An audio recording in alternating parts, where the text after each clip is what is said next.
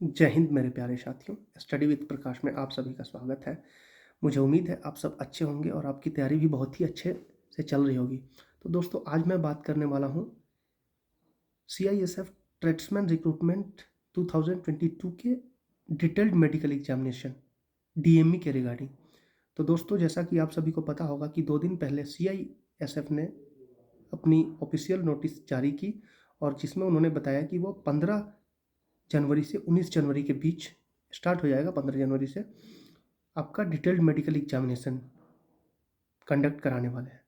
तो जल्दी से जल्दी जाके आप पहले एडमिट कार्ड डाउनलोड कीजिए और आप देखिए कि आपका कहाँ पे सेंटर दिया हुआ है, और अगर दूर है तो रिजर्वेशन वगैरह कीजिए ताकि आपको सीट अच्छे से मिल पाए। अगर आप बिल्कुल थक के जाएंगे, परेशान होके जाएंगे जैसे तैसे जनरल डब्बे में, तो शायद आप ठंडे के दिन है बीमार हो सकते हैं।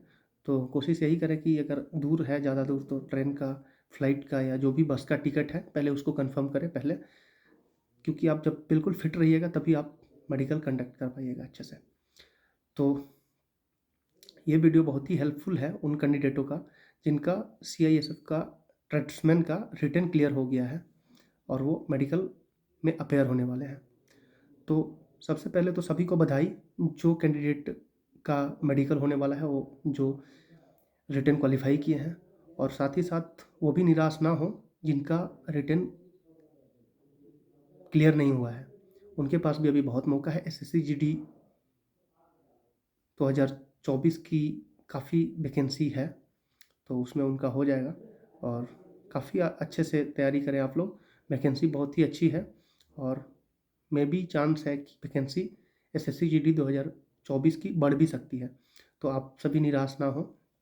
चलिए, ये वीडियो आप लोग लास्ट तक देखें। ये वीडियो बिल्कुल आप सभी का हेल्पफुल होने वाला है, क्योंकि इसमें मेडिकल हर कैंडिडेट मेडिकल में अपेयर नहीं होते हैं।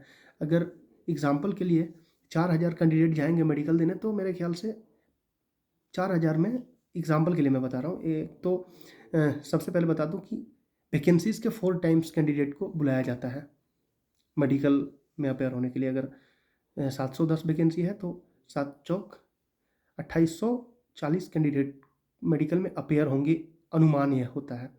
कंफर्म तो डाटा मेरे पास नहीं है और मैंने चेक भी नहीं किया कि कितने कैंडिडेट अपेयर होने वाले हैं। तो वीडियो को लास्ट तक देखिएगा तभी आपको फ़ायदा होगा, बीच में छोड़ के नहीं जाए। तो मैं बता रहा था कि मतलब 10 to 20% ही कैंडिडेट होते हैं जो पहले से मेडिकल में अपेयर हुए होते हैं, बाकी सभी नए होते हैं। तो नए लोगों के लिए जानकारी प्राप्त होना बहुत ही ज़रूरी है कि मेडिकल में आखिर होता क्या है, कैसे होता है। बहुत ही यूट्यूबर हैं, मैं नाम नहीं ले सकता किसी का, गलत गलत तरीके से मतलब बच्चों को डराने का काम करते हैं, गलत तरीके का वीडियो डालते हैं, ऐसे होगा, वो होगा, ये होगा। तो मैं आप सभी को बता दूं कि मैं खुद ही अभी तक 3 बार मेडिकल कंडक्ट करा चुका हूं और मैं मेडिकल कैंडिडेटों का ले चुका हूं अलग अलग वैकेंसीज में। मैं पूरी चीज़ रिवील नहीं करना चाहता हूं कि मैं कौन हूं और कौन से वैकेंसी में मैंने मेडिकल कंडक्ट किया है। जो भी बंदे वीडियो देखेंगे वो शायद मेरे को पहचानेंगे तो कमेंट करेंगे ही। अगर आपका मेडिकल, आप किसी का मेडिकल अगर मैं लिया हूँ तो आप सब कमेंट करके बताएं कि आप सब मेरे को जानते हो। तो चलिए, मैं बात करता हूँ एक एक करके मेडिकल के रिगार्डिंग। तो मेडिकल जो स्टार्ट होने वाला है आप सभी का 15 जनवरी से स्टार्ट होने वाला है। तो अभी 3-4 दिन बच गए। तो आप सभी को सबसे पहले तो हाथ पैर बचा के घर में 3-4 दिन सेफ रहने का ज़रूरत है। इसलिए ताकि अभी एक्सीडेंट वगैरह अगर आपका हो जाता है, भगवान ना करे, तो आप लोग मेडिकल में अपेयर नहीं हो पाएंगे। और अगर मे बी अगर थोड़ा बहुत हाथ पाँव टूटा, अगर अपेयर हो भी जाते हैं तो आप मेडिकल में डिस डिस्क्वालीफाइड कर दिए जाएंगे, ये रूल है। तो चलिए, जो DME है ना, डिटेल्ड एक्चुअली मेडिकल 2 मेडिकल होता है। पहले तो होता है DME, डिटेल्ड मेडिकल एग्जामिनेशन। उसके बाद होता है RME, रिव्यू मेडिकल एग्जामिनेशन। जो बंदे एक बार में पास हो जाते हैं, ग्राउंड फिट जिसको आप समझते होंगे, वो तो पास हो जाते हैं। लेकिन जिसको री मेडिकल मिलता है, रिव्यू मेडिकल एग्जामिनेशन बोलते हैं उसको, री बोलते हैं अमूमन लड़के। तो री होता है उनका जो पहले में रेफ़र कर दिए जाते हैं आरएमई के लिए। डीएमई से जो बंदे रेफ़र कर दिए जाते हैं आरएमई के लिए, जैसे एग्जांपल के लिए आँख में डाउट है, आँख का आई में कलर विज़न में डाउट है, तो उसको डायरेक्ट फेल नहीं करेंगे, उसको आरएमई रिव्यू मेडिकल के पास भेज दिया जाएगा और वो जो रिव्यू मेडिकल लेगा वो आँख का स्पेशलिस्ट होगा और बिल्कुल अच्छे तरीके से आँख का टेस्ट करेगा और फिर फेल या पास बताएगा। मैं आप सभी को बता दूं, जो मेडिकल लेते हैं, जो भी स्पेशलिस्ट, जो भी डॉक्टर होते हैं एक्सपर्ट, वो मेडिकल मतलब जनरल डॉक्टर होते हैं, जनरल फिजिशियन होते हैं, ज़्यादातर जनरल फिजिशियन। वो किसी चीज़ के स्पेशलिस्ट नहीं होते, हो सकता है एक आधा होते होंगे, लेकिन आमतौर पे स्पेशलिस्ट नहीं होते हैं डीएमई में। तो पहले जो डीएमई होता है, एक जनरल फिजिशियन लेते हैं और उनको डाउट लगता है कि आपका दांत में कोई पॉइंट है, तो उसको रेफ़र कर देते हैं रिव्यू मेडिकल के पास। तो रिव्यू मेडिकल क्या है, उसको अच्छे से रिव्यू मेडिकल में जब रेफ़र करेगा तो डेंटल स्पेशलिस्ट, डेंटिस्ट देखेंगे और वो क्लियर करेंगे कि हाँ ये पास है या फेल है। ऐसे ही एग्जांपल के लिए अगर आई में कोई प्रॉब्लम लग रहा है, डीएमई वाले जो भी स्टाफ है उनको, मेडिकल ऑफिसर है उनको, तो वो रेफ़र करेंगे आई स्पेशलिस्ट को। तो स्पेशल जो आप चाहिएगा जब रेफ़र होके आरएमई में रिव्यू मेडिकल एग्जामिनेशन में, तो आपका ऐसा नहीं कि फिर दोबारा से मेडिकल होगा, स्पेशल आँख का चेक होगा, आपका आई टेस्ट होगा। तो वो आई स्पेशलिस्ट बता देंगे कि आपकी आँख में प्रॉब्लम है या प्रॉब्लम नहीं है। तो ये होती है। तो ये तो आपको क्लियर हो गया कि री मेडिकल क्या होता है। मेडिकल को नॉर्मली 3 भागों में बाँटा जाता है, डीएमई को, डिटेल्ड मेडिकल एग्जामिनेशन को। पहले होता है आई और ईएनटी, आई ईएनटी। सेकेंड जो होता है वो होता है जनरल एग्जामिनेशन। देन थर्ड होता है जेनिटल एग्जामिनेशन। तो मैं सीक्वेंस के हिसाब से बता रहा हूँ, फर्स्ट सेकेंड थर्ड, लेकिन ऐसा नहीं है कि वहाँ पे जब आप मेडिकल देने जाएँ तो मेरे बताए सीक्वेंस से मेडिकल लेंगे, ऐसा कुछ नहीं है। वो बोर्ड मेंबर के ऊपर डिपेंड करता है। हो सकता है कि पहले वो जेनिटल एग्जामिनेशन कर लें, या हो सकता है वो पहले जनरल एग्जामिनेशन कर लें, आई ईएनटी को लास्ट में करें। बट ज़्यादातर जो है पहले आई और ईएनटी का टेस्ट होता है। तो चलिए, अभी मैं सीक्वेंस से बता रहा हूँ। पहले मैं आई एन टी टेस्ट के बारे में बात करूँगा, इसका डाउट क्लियर करूँगा। उसके बाद मैं जनरल एग्जामिनेशन का बात करूँगा और लास्ट में मैं जेनिटल एग्जामिनेशन का बात करूँगा। और जनरल एग्जामिनेशन में ही एक सबसे बड़ा कैंडिडेट के मन में डाउट है कि टैटू। तो जिसने भी टैटू गुदवा रखा है वो लास्ट तक इंतजार करे, तभी मैं टैटू, ऐसा नहीं समझे कि आपके हाथ में या कहीं भी शरीर में टैटू है तो आप बिल्कुल डिस्क्वालीफाइड कर दिए जाएंगे, ऐसा नहीं होता। उसका भी कोई रूल एंड रेगुलेशन होता है। तो मैं आप सभी को बताऊंगा टैटू के रिगार्डिंग सबसे लास्ट में। लास्ट तक वीडियो को देखिए, तभी आप लोगों को समझ में आएगा। मैं बार बार इस चीज़ों को बोल रहा हूँ, ये वीडियो आपका बहुत ही हेल्पफुल होने वाला है। तो चलिए, INT के बारे में मैं बता रहा हूँ। तो आई का टेस्ट जो है, आँख का टेस्ट, वो आई का टेस्ट तीन चीज़ होता है आई टेस्ट में डिस्टेंस विज़न 2 टाइप के होते हैं। पहले एक जो नियर विज़न और एक दूर का विज़न। तो नियर विज़न चार्ट देते हैं पहले वो आपको, और नियर विज़न चार्ट में लिखा होता है कुछ छोटे छोटे अक्षर में, हर भाषा में उसमें होता है, तमिल, तेलुगु, हिंदी, इंग्लिश, कन्नड़, बंगाली, जो भी मतलब भाषा आप जानते हैं उस भाषा में आप पढ़ सकते हैं। तो मैं आपको बता दूं कि जो नियर विज़न चेक करते हैं वो, अगर सपोज आपका ये अगर आपका बुक है तो इतने आपका हाथ का जो एल्बो है वो फोल्ड नहीं होगा, सीधा ऐसे करके आपको पढ़ना होगा। पहला लाइन 2 लाइन का होता है, 2 लाइन अगर आप पढ़ लिए तो आप पास हैं। तो आप समझे कि मैक्सिमम जो नियर विजन होता है वो 1 मीटर दूरी पर रख के पढ़ाया जाता है। छोटे छोटे अक्षर में चीज़ होते हैं लिखे हुए, उसको पढ़ना होता है।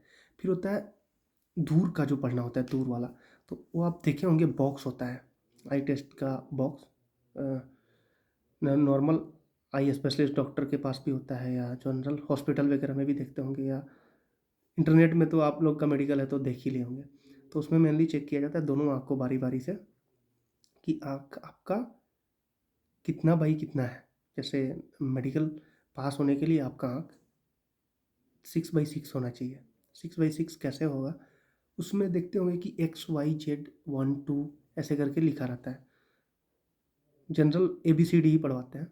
तो उसका जो सबसे नीचे का जो लिखा हुआ होता है वो, और सेकंड लास्ट सबसे नीचे होता है, अगर वो आप पढ़ लेते हैं तो आपका आँख 6/6 है, 6/6 है, और उसके ऊपर वाला पढ़ते हैं तो 6/9 है। लेकिन हाँ, तो दोनों आपको पढ़ना होता है। ऊपर वाले तो मतलब सब लोग पढ़ लेते हैं, और जिसका आँख में प्रॉब्लम है वो नीचे से last line and second last line नहीं पढ़ पाते हैं। तो अगर आप नीचे वाला लास्ट लाइन और सेकंड लास्ट लाइन पढ़ लेते हैं तो आप मेडिकल पास हैं, आपका आँख 6/6 है। 2 चीज़ बता दिया मैं। तीसरा है आई में कि colour vision test. Colour vision को तो मैं रिवील नहीं कर सकता यहाँ पे, मेरे पास नहीं है कलर विज़न बुक। तो कलर विज़न बुक को आप जब पलटी कीजिएगा तो उसमें अलग अलग शेप बने होते हैं, नंबर लिखे होते हैं 46, 36, 49, अलग अलग उसमें मल्टीपल कलर का डॉट डॉट करके लिखा होता है। तो उसको आपको पढ़ना होगा और पेंसिल रख के या पेन रख के उसके ऊपर ड्रॉ करना होगा, जो भी फिगर होगा उसके ऊपर। तो मेरे ख्याल से आप आई के बारे में समझ गए होंगे। अब मैं बात करूँगा ENT चेकअप। ENT का मतलब होता है E for ear, T for ENT, ear, nose and throat, कान, नाक और गला। ENT के अंदर ही आता है दांत वगैरह का भी, डेंटल का भी, डेंटल पॉइंट जिसको DP बोलते हैं। तो सबसे पहले तो हम नोज़ का बात करेंगे। नोज़ में एक प्रॉब्लम आती है कुछ कुछ बच्चों को, DNS left side, DNS right side करके पॉइंट बनता है। तो मैं आप सभी को मतलब सलाह देता हूँ कि आप मेडिकल में जाने से पहले एक बार आपका IENT टेस्ट करा लीजिए। जैसे नाक में ENT डॉक्टर इस प्रकार से उठा के चेक करता है, देखता है कि अंदर DNS विजिबल है या नहीं है। अगर DNS है आपके नाक में तो आप डिस्क्वालीफाइड कर दिए जाओगे। तो नाक का तो बता दिया मैं। उसके बाद आपका डेंटल पॉइंट, दांत। तो दांत में जिसका भी 16 पॉइंट होता है, 16 पॉइंट से ऊपर वाले पास होते हैं, 16 वाले भी पास होते हैं। और इसके नीचे वाला का तो डाउट है। डेंटल पॉइंट होता है, अलग अलग दांत का अलग अलग पॉइंट होते हैं। इतना डिटेल में बताना संभव नहीं है, और आप लोगों का मेडिकल भी बहुत नज़दीक है, तो अगर उसमें कोई प्रॉब्लम भी होगा तो आप लोग सॉल्व नहीं कर पाओगे दांत वाला। तो जाओ। उसके बाद ईयर, कान। कान में मैंने मेडिकल जितने बार लिया अमूमन बच्चों को देखा, 25% बच्चों को कि कान में मैल होता है, वैक्स। तो अगर आपके कान में वैक्स होगा तो TM नॉट विजिबल, आपका कान का जो चदरा है वो दिखाई नहीं देगा। तो आपका पॉइंट बन जाएगा अगर आपके कान में वैक्स है कि ear wax present, TM not visible, तो आप रीमेडिकल में रेफ़र किए जाओगे, रिव्यू मेडिकल में, और वहाँ आपको कान साफ़ करवाना होगा, फिर पास हो गए आप। तो उससे अच्छा है कि पहले ही आप कान साफ़ करा लो, दांत साफ़ करा लो, आँख का टेस्ट करा लो, ताकि आपका डाउट क्लियर हो जाएगा। समझ रहे बात को? तो ये है। तो IENT तो मैंने बताने का पूरा कोशिश किया, और मुझे उम्मीद है कि IENT के बारे में आप सब अच्छे से समझ गए होंगे। कान साफ़ करा लेंगे, दांत साफ़ करा लेंगे, और आँख का चेकअप अभी तो क्या कराइएगा, इतना नज़दीक है, आँख का छोड़िए, पहले दांत और ENT डॉक्टर को दिखाइए। नाक और कान, गला भी, आपका थ्रोट भी चेक करेगा। थ्रोट में ऐसे कोई प्रॉब्लम नहीं है, अगर आप अच्छे से बोल पा रहे हैं तभी इतने मतलब आप में जज्बा है कि आप पढ़ाई लिखाई कर रहे हैं जॉब के रिलेटेड। वीडियो को पूरा लास्ट तक देखिएगा, तभी वीडियो समझ में आएगा। वीडियो काफ़ी लंबा है, मैं नहीं चाहता था इतना लंबा वीडियो, लेकिन इतने इसमें मतलब टॉपिक है कि लंबा हो ही जा रहा है वीडियो। IENT चलिए आप समझ गए होंगे, मुझे उम्मीद होगा। उसके बाद हम बात करेंगे जनरल एग्जामिनेशन के बारे में। जनरल एग्जामिनेशन होता है आपका जब अंडरवियर है, अंडरवियर को बिना उतारे जो आपका जो भी टेस्ट होता है IENT को छोड़ के, उसको हम लोग जनरल एग्जामिनेशन कहते हैं। जनरल एग्जामिनेशन में होता है आपका, जैसे शोल्डर, ऊपर से स्टार्ट करता हूँ मैं, right shoulder drop, left shoulder drop, जैसे जिसका कंधा डाउन होता है तो मेडिकल में पॉइंट मिल जाता है। तो शोल्डर अगर ड्रॉप है तो आप लोग कोशिश करें कि सीधा खड़ा हो, उसके बाद शोल्डर के बाद आ गया आपका कैरिंग एंगल, ये जो क्यों है इस प्रकार से जो कराते हैं। तो बिलो 15 डिग्री इसका एंगल 15 डिग्री से नीचे बनता है वो पास है, और 15 डिग्री से ऊपर वाले बच्चे फेल हो जाते हैं। समझ गए होंगे आप। यहाँ पे एक ना चांद रखा जाता है और वहीं से आपका एंगल पता चल जाएगा। अगर आपका कैरिंग एंगल है, इसको क्यूबिटस वाल्गस भी बोलते हैं, तो आपको साफ देखने से पता चल जाएगा। अब अगर आप हाथ ऐसे मिला रहे हैं, आपका क्यों बिल्कुल ऐसे कर रहे हैं और मिल जा रहा है दोनों क्यों एक साथ, दोनों एल्बो एक साथ, तो आपको क्यूबिटस वाल्गस है और आप इसमें फेल कर दिए जा सकते हैं। थर्ड, नौकनी। नौकनी नौकनी सभी को पता होगा उम्मीद है। नौकनी जो आपको खड़ा कराते हैं, खड़ा कर देते हैं, उसके बाद आपका जो घुटना है, नी अगर एक दूसरे में खड़ा करने के बाद सावधान के पोजीशन में अगर नी आपका जुड़ जाता है तो आपको नौकनी की प्रॉब्लम है और इसमें भी आप डिस्क्वालीफाइड कर दिए जाते हैं। देन मैं बात कर रहा हूँ फ्लैट फुट का। फ्लैट फुट के बारे में भी आप जानते होंगे, इतना भी बताने का मेरे को डिटेल में, ये सब छोटी छोटी बातों के बारे में टाइम बर्बाद करना ही मुझे लग रहा है। चलिए, तो मैं कोशिश किया। जनरल एग्जामिनेशन में बहुत चीज़ है, जैसे आपसे हाथ आगे पीछे करवाएंगे, कहीं आपका रिस्ट्रक्टेड तो नहीं है, हाथ आगे पीछे घूमता है या नहीं घूमता है, या आपका गर्दन, आपका नेक जो है रिस्ट्रक्टेड तो नहीं है, कहीं आपका कोई मतलब एक्सीडेंट हो गया है और आपका गर्दन मुड़ता ही नहीं है, तो इस टाइप की चीज़ होते हैं। ये होता है जनरल एग्जामिनेशन। हाँ, थर्ड मैं बात करूँगा जेनाइटल एग्जामिनेशन के बारे में। जेनाइटल एग्जामिनेशन वो होता है जो आपका अंडरवियर नीचे उतारने के बाद जो मेडिकल टेस्ट होते हैं, वो होता है जेनाइटल एग्जामिनेशन। जेनाइटल एग्जामिनेशन में जनरली मेन तो 2 पॉइंट है। एक तो आपका जो भी है पाइल्स ह्यूमराइड्स फिशर, तो इसको भी इस प्रकार की समस्या है, जिसको पाइल्स है और 3-4 दिन में तो इसका कोई इलाज नहीं है।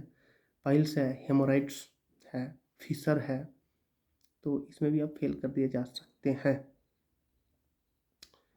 और एक ये तो हो गया आपका एक टाइप का चीज़ हो गया, ये तीनों पाइल्स, हेमोराइड्स, फिशर।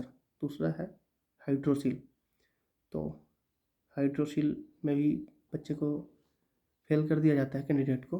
और हाइड्रोसील में जैसे पानी भर जाते हैं उसमें, या फिर एक और उसमें आता है 2-3, उसमें भी मल्टीपल मतलब चीज़ होते हैं। उसमें होता है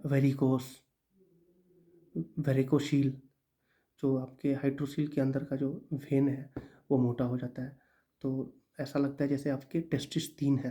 दोनों टेस्टिस बारी बारी से हाथ में पकड़ के आपको दिखाना होगा। तो टेस्टिस कभी कभी लगते हैं कि 3 है, लेकिन वो 3 नहीं होता है, एक हो जाता है कभी कभी। क्या बोले, वेरिकोशील का समस्या होता है, नस मोटी हो जाती है और वो भी एक मोटी के जैसा, टेस्टिस के जैसा दिखाई देने लगती है। उसके बाद वेरिकोस बता दिया, हाइड्रोसील बता दिया ना, जो पानी भरा होता है। एक होता है अनडिसेंड टेंट, वो किसी बच्चों का उसका रेशियो है शायद 1000 में एक, इसका सिंगल टेस्टिस होता है, वो भी परमानेंट अनफिट कर दिया जाता है, फेल कर दिया जाता है। और एक बहुत जनरल चीज़ है जिस पे कोई कैंडिडेट ध्यान नहीं देता है, अगर आपका जेनाइटल एरिया में या जेनाइटल बटक्स या आगे का भाग में कहीं पे भी अगर कोई बहुत बड़ा फंगल इन्फेक्शन है, तो उसको आप ठीक करने का कोशिश करें, मेडिसिन वगैरह ले लें, क्योंकि जो फंगल इन्फेक्शन है उसमें भी कैंडिडेट को रिव्यू मेडिकल आरएमई में रेफ़र कर दिया जाता है। इसमें पॉइंट बनता है fungal infection in genital area, fungal infection in buttocks region, तो इसका भी आप ध्यान में रखें। और अगर आप में फंगल इन्फेक्शन है तो उसको भी ठीक करें, उसका भी मेडिकल में पॉइंट होता है। चलिए, एक जनरल एग्जामिनेशन में भी छूट गया था, मैं बता रहा हूँ, वेरिकोस वेन। जो घुटने के पीछे जो नर्व्स दिखाई देते हैं ना, उसको बोलते हैं वेरिकोस वेन। तो उसमें भी डायरेक्ट तो फेल नहीं किया जाता है, रिव्यू मेडिकल में भेजा जाता है। तो रिव्यू मेडिकल में जो है, जो कि उसका एक काफ़ी हाई लेवल का, हाई प्रोफाइल का एक टेस्ट होता है, कलर डॉपलर। तो वो टेस्ट करते हैं, टेस्ट में दिखाई देता है अगर है आपके अंदर इस प्रकार की संरचना बनी होती है। जैसे मैं आप सभी को बता दूं कि भेन बिल्कुल ना सीधे, तकरीबन भेन तो सीधे दिखाई देते हैं, लेकिन घुटने के पीछे ना ऐसे ऐसे सांप का जैसा बना होता है संरचना। तो वो होता है वेरिकोश वेन, और काफ़ी देर तक आपको जंप कराएंगे, हो सकता है ऊपर नीचे, और उसमें दिखाई दे देगा वेरिकोस वेन। तो आपका भी पॉइंट बन सकता है, लेकिन इसमें कंफर्म नहीं है।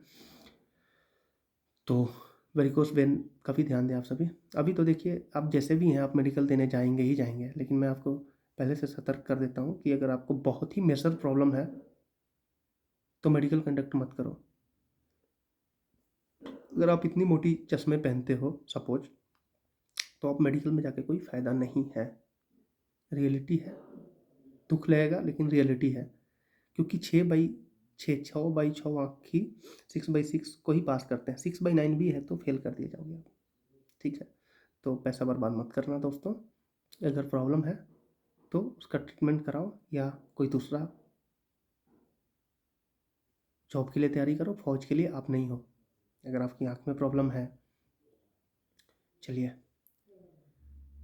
और इसमें कुछ ब्लड इन्वेस्टिगेशन भी किए जाते हैं, और चेस्ट एक्सरे होने लगा है आजकल। जब से कोविड आया है ना, खासकर कोविड आने के बाद चेस्ट एक्सरे कंपलसरी हो गया है कोई भी मेडिकल एग्जामिनेशन में।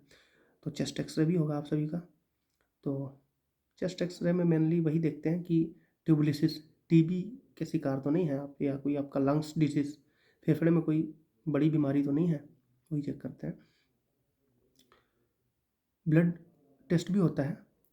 ब्लड टेस्ट में बहुत ही मतलब अपर लेवल का ब्लड प्रोफाइल टेस्ट नहीं होता है, नॉर्मल होता है। हीमोग्लोबिन आपका किया जाता है, शुगर किया जाता है random, RBS random blood sugar, आपका लिपिड प्रोफाइल किया जाता है। उसके बाद मतलब बहुत ही एलएफटी केएफटी किए जाते हैं। बहुत ही अपर लेवल का ब्लड टेस्ट नहीं होता है। एचआईवी और एचबीएसएजी हेपेटाइटिस, इनका भी टेस्ट होता है। और अगर आप हेपेटाइटिस और एचआईवी दोनों में किसी एक में भी अगर पॉजिटिव पाए जाते हैं तो आप डिस्क्वालीफाइड हैं। हीमोग्लोबिन अगर आपका, सपोज आपका हीमोग्लोबिन 10 के आसपास है या बिलो 10 है, 11-12 भी रहता है तो तकरीबन पास कर दिए जाते हैं, लेकिन 10 से नीचे है तो आप हीमोग्लोबिन ई डिजीज़ के शिकार हैं। एनीमिया आपको तो पता ही होगा। तो बहुत ही घबराने की बात नहीं है। ब्लड टेस्ट में बहुत ही अपर लेवल का प्रोफाइल नहीं होता है। कोई बताता है कि सीटी स्कैन होता है, एक्सरे होता है, तो चेस्ट एक्सरे होता है, हाथ पाँव का एक्सरे कुछ नहीं होता है। हाँ, हाथ पाँव में जिसका, जैसे सपोज जनरल एग्जामिनेशन चल रहा है, पूरे बॉडी को चेक कर रहे हैं और देख लें कि आपके घुटने में बहुत ही बड़ा कट का निशान है, सपोज टाँके लगे हैं 4, 6, 10 इसके बराबर, तो वो चेक करेंगे कहीं आपके का रॉड डाला हुआ तो नहीं है पैर में, इस टाइप का चीज़, कहीं कोई ऑपरेशन तो नहीं हो रखा है बड़ा। हाँ, और टैटू, टैटू के बारे में तो मैं अभी बात करूँगा, तो बता दिया। मैं एक बार देख लेता हूँ। रिकोस्पेन हाइड्रोसिल, एक होता है हाइपर हाइड्रोसिस। हाइपर हाइड्रोसिस के बारे में नहीं पता होगा आप सभी, हिंदी मीनिंग इसका पता होगा। हाइपर हाइड्रोसिस होता है कि आपके पसीने बहुत आते हैं। तो जिसके पसीने बहुत ज़्यादा आते हैं, घबराना मत दोस्तों, घबराने से भी पसीने आते हैं। ठंड के दिन में भी फौज में आने के बाद मेडिकल देने में पसीना छूट जाता है लोगों का, तो घबराएं नहीं, मेडिकल दे अच्छे से। अगर आपका बहुत ज़्यादा पसीना आएगा तो आपको हाइपर हाइड्रोसिस का पॉइंट देके और आपको फेल कर दिया जाएगा, तो बहुत ही ज़्यादा घबराने की बात नहीं है। हाँ, ब्लड टेस्ट, बीपी होगा, ब्लड प्रेशर, उस पर भी मत घबराना दोस्तों, नहीं तो ब्लड प्रेशर बढ़ जाएगा तो आप मतलब दोबारा नॉर्मल तो आपको मौका दिया जाएगा कि आप बिल्कुल मत घबराइए, आपको पास कर दिया जाएगा। लेकिन घबराना किस लिए है? हाँ, पल्स रेट भी चेक किया जाता है, तो ये सब, अगर पल्स रेट और बीपी अगर आप घबराते हैं तो आपका ज़्यादा हो जाएगा, तो घबराना बिल्कुल भी नहीं है।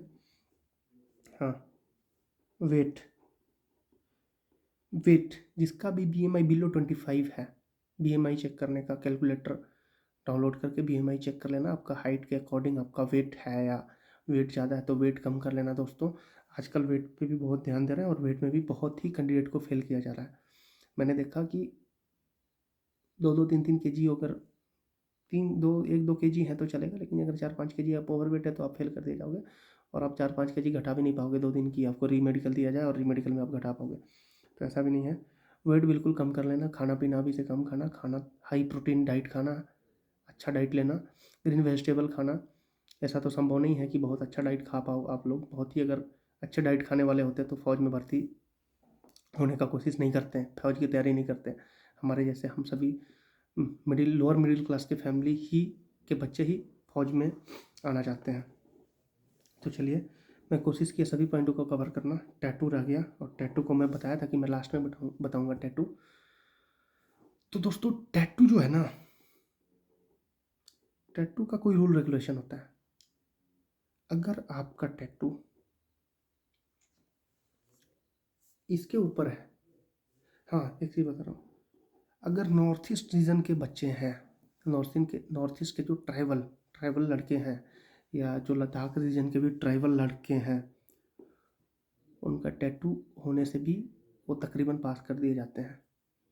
उनका कुछ स्पेशल, उनका मतलब कम्युनिटी का कुछ है पॉलिसी, और गवर्नमेंट ऑफ इंडिया से अप्रूव है कि उनको टैटू रखना मतलब अलाउड है, और वो फौज में भी भर्ती किए जाएंगे। बहुत आपको दिखाई देते होंगे ट्राइबल लोग, नॉर्थ ईस्ट के लोग, या फिर लद्दाख रीजन के लोग। तो कुछ कुछ लोगों को टैटू अलाउड है, वो अ, कहीं पे भी टैटू खुदवाने के बाद भर्ती हो जाते हैं। तो टैटू का जो है ना दोस्तों, टैटू मतलब यहाँ से नीचे अगर आपकी टैटू है, यहाँ से नीचे टैटू है, छोटी टैटू है, अगर मेनली उसमें क्या होता है कि टैटू अगर आपका है, अगर आप ड्रेस पहनते हो यूनिफॉर्म के, अगर बाहर से टैटू दिखाई देता है तो सोल्जर के लिए अच्छा नहीं माना जाता है। टैटू अगर आपका अनविजिबल जगह पे है, जैसे चेस्ट में है, अंदर में कहीं है, तो आप ज़्यादा चांस है कि पास कर दिए जाओगे। टैटू अगर जैसे सैल्यूटिंग इस प्रकार से होती है, तो टैटू अगर इस रीजन में है तो आप फेल कर दिए जाओगे। सीधा बात समझना, सैल्यूट कर रहे हो सपोज ऐसे, तो इस रीजन में अगर टैटू है तो फेल कर दिए जाओगे। अगर यहाँ छोटा मोटा टैटू है, छोटा मोटा, जैसे आपका रिलीजन से जुड़ा हुआ टैटू, जैसे आप हिंदू धर्म से बिलोंग करते हैं तो शंकर भगवान का टैटू है छोटा सा, तो पास हो सकते हो। लेकिन बहुत बड़ा टैटू बना के रखोगे, आपका गर्लफ्रेंड का नाम लिख के रखोगे, आपका माँ बाप का नाम लिख के रखोगे, तो आप हो सकता है कि फेल कर दिए जाओगे। और मैं यही बता दूं आपको कि इस रीजन में आपका टैटू नहीं होना चाहिए। अगर यहाँ आपका टैटू है, यहाँ टैटू है, चेस्ट में टैटू है, तो 90% है कि आप पास कर दिए जाएंगे। समझ गए? तो टैटू है तो आप बिल्कुल ना घबराएं कि टैटू है तो मैं फेल कर दिया जाऊंगा। टैटू वाले बंदे भी पास होते हैं, नौकरी कर रहे हैं, बहुतों को मैं देखा। बट विजिबल जगह पे टैटू नहीं होना चाहिए। समझ गए? और हाँ, अगर आपके शरीर में बहुत बड़ा कोई बर्न इंजरी है, शरीर आपका बहुत जला हुआ है, कुछ कुछ पॉइंट छूट गया, उसको मैं कवर कर देता हूँ। और कवर करने के बाद भी अगर आपको कुछ डाउट होगा तो आप पीछे से पूछ सकते हैं मेरे को कमेंट करके। मैं हर एक इंडिविजुअल को कमेंट के माध्यम से रिप्लाई दूंगा। या मेरा स्टडी विद प्रकाश करके एक टेलीग्राम ग्रुप है, उसमें आप सभी जुड़ जाना। उसमें समय समय पे अपडेट देते रहता हूँ, कोई भी नोटिफिकेशन या कोई भी मेडिकल जो भी है डिफेंस के रिगार्डिंग, जो भी मेरे को जानकारी प्राप्त होती है डिफेंस फोर्सेस के नोटिफिकेशन के रिगार्डिंग, तो उसमें आप ज्वाइन हो जाना। और कोई भी क्वेरी होगी तो उसमें मैसेज करना, मैं आप सभी को रिप्लाई एक एक का रिप्लाई दूंगा। अगर बहुत ही बड़ा आपके शरीर में बर्न इंजरी है, जला हुआ शरीर है, सपोज 10 12 15 20 सेंटीमीटर का, और विजिबल है, सपोज आपका चेहरा में यहाँ जला हुआ है, बहुत ही बड़ा बर्न इंजरी है, तो आप फेल कर दिए जाओगे। इस इलाके में बर्न इंजरी है, फेस में है बड़े, अगर इतना बड़ा कहीं मैं कैसे बताऊँ, 7 8 सेंटीमीटर का अगर है कहीं पे भी आपका बर्न इंजरी फेस में, तो फेल कर दिए जाओगे। हाँ, बहुत चीज़ छोटा मोटा पॉइंट छूट गया है, तो उसको भी मैं कवर कर रहा हूँ। जैसे आपकी जो उंगली है ना, उंगली ये इस प्रकार से मुड़ जाती है, सपोज ये फिंगर, तो इसको बोलते हैं हाइपर एक्सटेंशन। इसमें भी रेमेडिकल में रेफर कर दिए जाते हैं कैंडिडेट। तो छोटी छोटी चीज़ें हैं, मैं कोशिश किया जो मोटे मोटे बड़े बड़े जो पॉइंट होते हैं। और ये आपके कान जो चेक किए जाएंगे ना ईयर, उसमें इसी प्रकार की मशीन को डाल के और चेक किया जाएगा, समझ रहे हैं? इस प्रकार की मशीन को डाल के चेक किया जाएगा। इसमें बिल्कुल क्लियर तरीके से दिखाई देती है, सभी को दिखाने का कोशिश करो। लेंस लगा होता है इसमें, तो चेक किया जाता है कि कान में आपके टीएम चदरे विजिबल हैं या परफोरेटेड है, मतलब चदरा फटा हुआ है, या फिर आपके कान में मैल है, वैक्स जमे हुए हैं, जिसके कारण से आपका पर्दा दिखाई नहीं दे रहा है। अगर आपका टीएम परफोरेटेड है, अगर आपका चदरा फटा हुआ है, तो भी आप फेल कर दिए जाओगे। तो मैं कोशिश किया हर एक पॉइंट को कवर करने का। और अगर कोई आप सभी के मन में डाउट हो तो आप कमेंट के माध्यम से बिल्कुल पूछ सकते हैं, जैसा कि मैं पहले भी बता चुका हूँ। और आप सभी को पता है कि हर एक का कमेंट का रिप्लाई मैं देता हूँ, हर सभी को मैं कमेंट का रिप्लाई देता हूँ। चलिए, एक चीज़ की सभी आप सभी को ढेर सारी शुभकामनाएं। हमारा जो स्टडी विद प्रकाश जो चैनल है, आप सभी का जो चैनल है, इसके 1K सब्सक्राइबर कंप्लीट होने के बाद ये पहला वीडियो है। तो आप सभी को तहे दिल से धन्यवाद। इसी प्रकार प्यार सपोर्ट बनाए रहें, ताकि मैं भी मोटिवेट हूँ और आप सभी को टाइम टाइम पे वीडियो दे पाऊँ। वैसे जॉब को और यूट्यूब को भी बैलेंस करके रहना थोड़ा सा मुश्किल होता है, और इसी कारण से मेरा वीडियो थोड़ा लेट हो जाता है। लेकिन मैं जो भी वीडियो देता हूँ काफ़ी इन्फॉर्मेटिव वीडियो देता हूँ और ऑथेंटिक देता हूँ। मेरा जो भी आप वीडियो देखेंगे आपको फ़ायदा होगा।